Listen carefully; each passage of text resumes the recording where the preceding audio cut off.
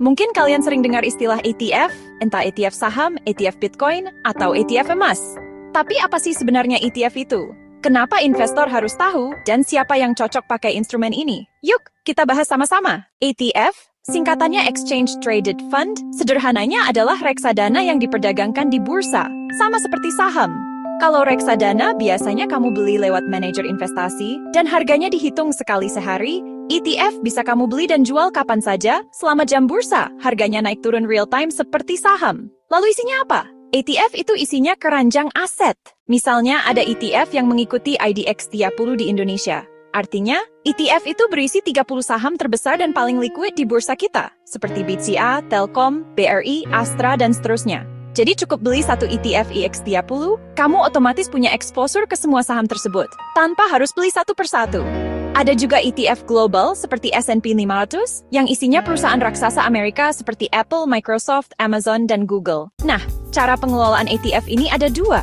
Pertama, ETF indeks atau pasif, yang cuma mengikuti komposisi indeks apa adanya. Misalnya ETF IDX 30 tadi, manajer investasinya akan menyesuaikan portofolio agar selalu sama dengan daftar IDX 30 terbaru. Kedua, ada ETF aktif, di mana manajer bebas memilih saham apa saja yang menurut mereka prospektif.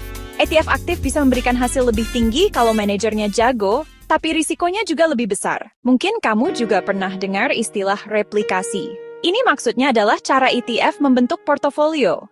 Ada ETF yang replikasi penuh, artinya benar-benar beli semua saham dalam indeks. Misalnya IDX 30, ya isinya 30 saham itu. Ada juga yang replikasi sampling, artinya hanya beli sebagian saham yang nggak paling mewakili indeks. Biasanya untuk indeks yang sangat besar seperti S&P 500 supaya lebih efisien. Jadi replikasi ini sebenarnya cuma soal cara manajer meniru indeks, bukan sesuatu yang rumit. Sekarang pertanyaan penting, apakah ETF bisa kasih dividen? Jawabannya, iya, bisa.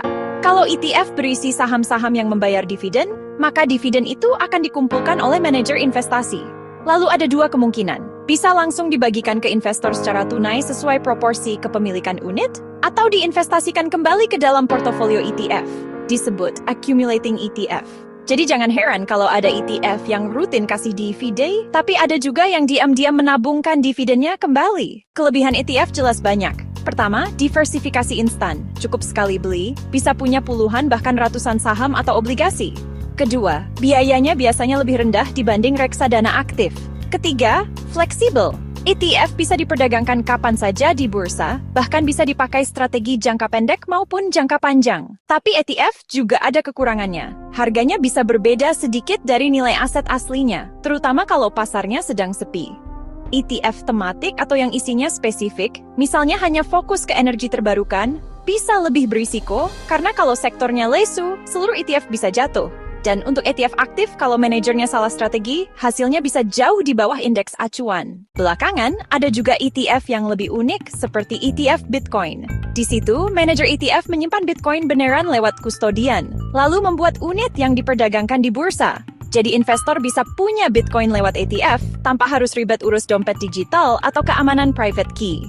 Tapi tentu volatilitas Bitcoin tetap dibawa masuk ke ETF tersebut. Kesimpulannya, ETF itu alat investasi yang sangat berguna. Bisa jadi pintu masuk untuk pemula karena sederhana dan diversifikasi langsung. Tapi juga bisa jadi instrumen canggih untuk investor berpengalaman. Pilihannya kembali ke profil risiko dan tujuan investasi masing-masing. Kalau kamu merasa video ini bermanfaat, jangan lupa subscribe ke channel Your Daily Summary biar nggak ketinggalan insight investasi berikutnya.